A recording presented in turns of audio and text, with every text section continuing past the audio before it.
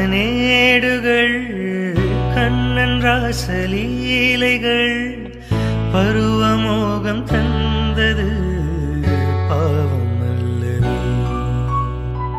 ஷாஜகானின் காதலி தாஜ்மஹால் பூங்கிளி பாசம் வைத்த பாவம்தான் சாபம் வந்தது.